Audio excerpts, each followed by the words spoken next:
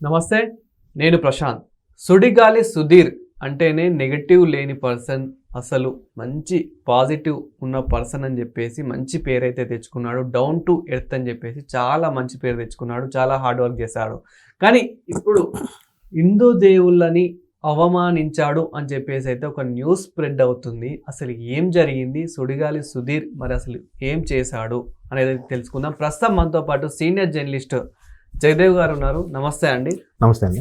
So సుడిగాలి సుధీర్ని అయితే మనం ఎప్పటి నుండో ఎంతో కాలం నుండి చూస్తూ ఉన్నాము. ఎంతో డౌన్ టు ఎర్త్ అని చెప్పేసి కూడా మనం చూస్తూ ఉన్నాము. అసలు ఏం జరిగింది, ఆయన హిందూ దేవుళ్ళని అసలు ఎందుకు అవమానించాల్సి వచ్చింది? సుడిగాలి సుధీర్ అనే వ్యక్తి జబర్దస్త్ కార్యక్రమంలో వేణు గారి టీంలో ఫస్ట్ ఉండేవారు. తర్వాత వేణు, ధనరాజ్ గారు వీళ్ళందరూ సినిమాల్లో బిజీ అయిపోవడం, లేదంటే ప్రోగ్రామ్స్కి తగ్గించుకోవడము, వీళ్ళు టీమ్ లీడర్ అయిపోయారు. టీమ్ లీడర్ అయ్యి సక్సెస్ కూడా because of Ram Prasad and getup Seenu. వీళ్ళు ముగ్గురు మంచి మిత్రులు, ముగ్గురు బాగానే సక్సెస్ అయ్యారు. అయితే సుడిగాలి సుధీర్ జనరల్గా మీరు అన్నట్టు మంచి పేరే తెచ్చుకున్నాడు. ఆయన తెచ్చుకున్న తర్వాత 2-3 సినిమాలు కూడా యాక్ట్ చేసినట్టున్నారు. సినిమాల్లో అంతగా రాణించలేకపోవడం వల్ల, లేదంటే సరైన రేటు లేకపోవడం వల్ల మళ్ళీ బుల్లితెరలో ప్రోగ్రామ్స్ బిజీగా చేసుకుంటారు, ఈవెన్ ఓటీటీ ప్రోగ్రామ్స్ కూడా. అయితే రీసెంట్గా సీరియల్ ఛాంపియన్షిప్ అని ఏదో సంథింగ్ జీ తెలుగు వాళ్ళది అనుకుంటాను. అందులో ఒక్కొక్క వారం ఒక్కొక్క గెస్ట్కి పిలుస్తున్నారు. ఒకసారి శ్రీకాంత్ గారు, రోజా, రాశి గారిని కూడా ఒకసారి పిలిచారు. ఇప్పుడు రీసెంట్గా రంభ గారిని, అలాగే జేడి చక్రవర్తి గారిని పిలిచారు. ఏది బొంబాయి పీరియడ్ కాంబినేషన్ వాళ్ళిద్దరు, రాఘవేంద్ర గారి సినిమాది. సో రంభ గారు వచ్చినప్పుడు దాంట్లో హోస్టింగ్ రవీన్, ఇంకా ఆమె యాంకర్ ఉన్నారు, పేరు గుర్తు రావట్లేదు నాకు, చేస్తున్నప్పుడు ఈయన మధ్యలో ఈయన కూడా వచ్చే కాసేపు అలరించినప్పుడు, నందీశ్వరుడికి జనరల్గా మనం టెంపుల్లో శివుడి ముందు నంది అంటే నంది యొక్క పర్మిషన్తోనే శివయ్య యొక్క దర్శనం చేసుకుంటాం. అలాగే నంది చెవిలో మనం ఏది చెప్పుకున్నా అది శివయ్యకి విన్నవించుకుంటాడు, మన కోరికలు తీరుతాయని మనకు ఒక నమ్మకం. అలాగే ఆయన యొక్క 2 కొమ్ములు లేదా కొమ్ములే అవి జనరల్గా చెవుల్లో పెట్టుంటాడు అక్కడ బొమ్మలో. వాటి మీద ఇలాగా వేలు పెట్టి ఆ సందులో మనం చూస్తూ శివుడిని చూస్తాం. ఫస్ట్ అలాగే చూడాలంట స్వామిని, తర్వాత డైరెక్ట్గా చూడాలంట. సో మొన్న రంభగారు ఆ గెస్ట్గా వచ్చినాక ఈయన కూడా ఆ నందిని తీసుకొచ్చి అలా చూపిస్తే వెనక నుంచి రవి ఎవరు కనిపిస్తున్నారంటే వెంటనే అమ్మవారు, అయ్యవారు కాదు అమ్మవారు కనిపిస్తున్నారు నాకు అంటే రంభగారు కనిపిస్తున్నారు. అది అంటే మరీ అంత హైప్ అవసరం లేదు.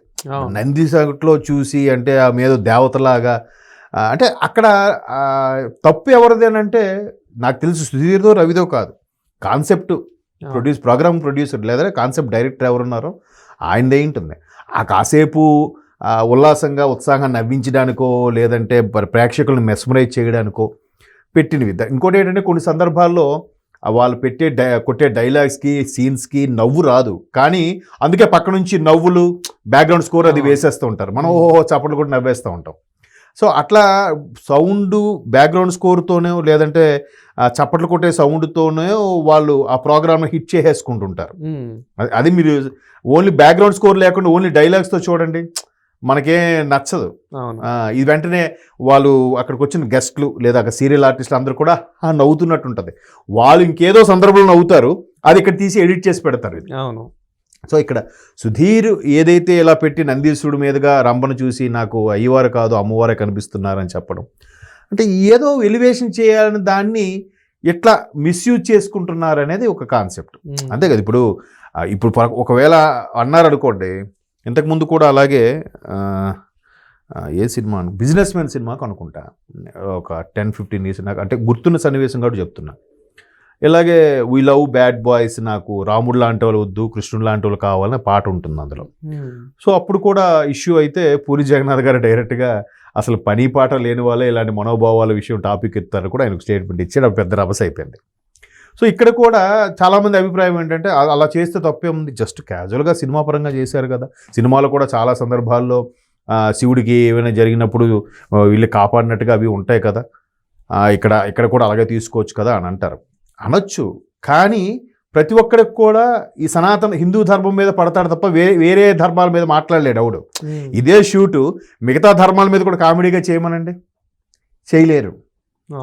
ఇక్కడికి వచ్చేసరికి మాత్రం పెద్ద మనోభావాలు దెబ్బతిన్నాయి అన్నట్టు మాట్లాడతారు సోకాళ్ళు మేధావులు. చాలామంది మేధావులు ఉన్నారులేండి మన దగ్గర దర్శకుల్లో కూడా. వాళ్ళు ఇప్పుడు ఏం పోయింది దాంట్లో పెద్ద మనోభావాలు దెబ్బతిలేదు ఏముంది అన్నట్టుగా మాట్లాడతారు. కానీ అంటే అదే అక్కడ దర్శకుడు కాన్సెప్ట్ క్రియేట్ చేసి కాన్సెప్ట్ డైరెక్టర్ యొక్క ప్రతిభ అదే. ఏది పెడితే మిస్అండర్స్టాండ్ అవుతుంది, ఇలా పెట్టచ్చా లేదా అని ఒకసారి ఆలోచించుకోవాలి. ఏది పెడితే అది పెట్టేసే బాగుంది కదా అని అంటే నాకు అసలు ఇక్కడ ఆవిడ తప్ప నాకు ఇంకెవరూ కనబడట్లేదంటే అది వేరు. లేదా అర్జునుడు పిట్టకన్ను తప్ప చెట్టు కానీ ఆకులు అలములు కనబడట్లేదని కూడా చెప్పొచ్చు, నాకు ఇక్కడ రంభగారు తప్ప ఎవరు కనబడట్లేదని. మరీ నందిని తీసుకొచ్చి నంది దగ్గర ఇలా చెవిల దగ్గర చేతులు పెట్టి మరి మనం సుధీర్ గారు గతంలో చేసిన కామెడీ కానివ్వండి, ఇలాంటి నార్మల్ కామెంట్స్ కానివ్వండి మనం చూసాము. చూడడానికి నువ్వు రంభా ఊరు అసలు మేనక లాగా ఉన్నావు అనడం వేరు. అవును, మీరు అన్నట్లు డైరెక్ట్ నందిని తీసుకొచ్చి అక్కడ శివుడు ప్లేస్ అదే అది అక్కడ అన్నాడు. ఇప్పుడు అది ఆయన తప్పు కాదు, కాన్సెప్ట్ వాళ్ళు కూడా చెప్పుంటారు. లేదంటే అక్కడ దాన్ని ఏమంటే ఆర్ట్ డైరెక్టర్ అరేంజ్ చేస్తాడు కదా, స్టేజ్ ఎలా ఉండాలి, అక్కడ నంది కావుంటుంది నంది, లేదంటే ఏది కావుంటుంది దాన్ని ఏమంటారు ఇండస్ట్రీ లాంగ్వేజ్లు ఏవో ఉంటాయి, దాన్ని ప్రాపర్టీని వాడుకోవడానికి ఆ ప్రాపర్టీని అరేంజ్ చేసే ఒక ప్రొడక్షన్ వాళ్ళు ఉంటారు. అక్కడ నంది కావాలంటే నంది ఆ టైంకి తెచ్చి పెడతారు. ఆ పెట్టినంటే కాన్సెప్ట్లో ఉంది కాబట్టి తీసుకొచ్చాడు నంది, లేకపోతే ఆయన క్రియేట్ చేసుకుని నంది తేడు కదా. బట్ ఈయన సీనియర్ యాంకర్ గాను సీనియర్ ఇదిగా ఆర్టిస్ట్ గాను రూపాంతరం చెందాడు కాబట్టి, డెవలప్ అయ్యాడు కాబట్టి మేబీ ఇక్కడ నంది గురించి పెడదామని కూడా చెప్పాడేమో ఈయనే. అలా కూడా ఛాన్సెస్ ఉండొచ్చు. అరే సీనియర్ కాబట్టి డైరెక్టర్ కూడా చెప్పింది వింటాడు. సుడిగాలి సుధీర్ ఉంటే కొంచెం ప్రోగ్రామ్ కూడా హైప్ వస్తుంది అనుకునే సందర్భంలో ఉంటే ఉండొచ్చు కాక. ఎందుకంటే జబర్దస్త్ నుంచి చేసిన ఆర్టిస్టుల్లో మ్యాక్సిమం మంచి క్రేజ్ ఉన్న ఆర్టిస్టులు అంటే సుధీర్ అండ్ ఆది, హైపర్ ఆది, వీళ్ళిద్దరికీ మంచి ప్రోగ్రామ్ ఉంది. బట్ హైపర్ ఆది కౌంటర్ల మీదే చేస్తాడు తప్ప ఎట్లాంటి కాంట్రవర్సీ దీనికి పోడు మ్యాక్సిమం. ఆయన చాలా ముదురు. బట్ ఇక్కడ సుధీర్ ఏంటంటే మరి ఈయన స్క్రిప్ట్ ఈయన సొంతంగా రాసుకోడు కాబట్టి ఎవరో చెప్పింది చేస్తాడు. ఇప్పుడు ఈవెన్ ఇంతకుముందు ఆయన కొట్టిన స్క్రిప్ట్లన్నీ బ్లాక్ బాస్టర్ అవడానికి కారణం రాంప్రసాద్ గారి స్క్రిప్టేనంట. దాన్ని బాగా ఎలివేట్ చేసింది గెటప్ సీన్ గారు. బట్ తర్వాత ఎవరికి వాళ్ళు బిజీ అయిపోయారు. లైక్ అంటే హార్డ్ వర్క్తో పాటు కోటా శ్రీనివాస్ గారు అన్నట్టు హార్డ్ వర్క్ ఎంత గుమ్మడికాయ అంత హార్డ్ వర్క్ ఉన్నా ఆవగింజ అంత అదృష్టం లేకపోతే ఎవరికి కలిసి రాదు. మేబీ ఈయనకే ఆ గుమ్మడికాయ కష్టంతో పాటు ఆవగింజంత అదృష్టం కూడా ఉంది కాబట్టి, అంతకన్నా చాలామంది ఉన్నారు కదా జబర్దస్త్లో, వీళ్ళే ఎందుకు హైలైట్ అయ్యారంటే ఏం చెప్తాం.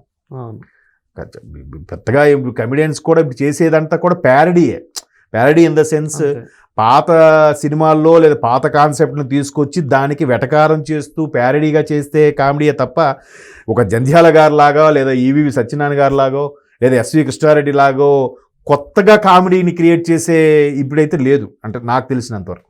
ఒక విధంగా అలాంటివి కొత్తగా వస్తే జనాలు ఎప్పటికీ ఆదరిస్తారు, కామెడీకి ఉండేదే.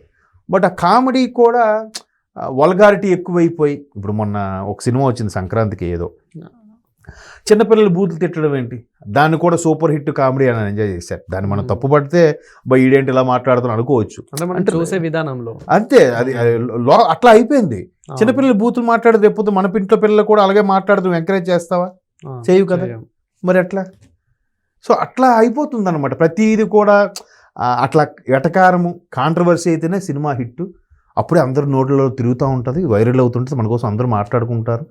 అట్లా వెళ్ళిపోతుంది కాబట్టి దర్శకుడు కూడా అలాగే ఆలోచించుంటాడు. దాన్ని సుడిగాలికి సుధీర్ కూడా మరి కొంచెం ఎక్కువ పెర్ఫామ్ చేసేయాలని చెప్పి ఇంప్లిమెంట్ చేస్తే బాగుంటుందని చేసి ఉంటాడు. అది మొదటికే మోసం వచ్చింది, ఇప్పుడు మొదటికే మోసం అయింది. ఇప్పుడు ఇంక సంఘాలు వీళ్ళందరూ మీద పడతారు, మళ్ళీ ఎదురుపడి క్షమాపణ చెప్పడాలు ఇవన్నీ కామనే. అంతే. అంతే. Thank you sir.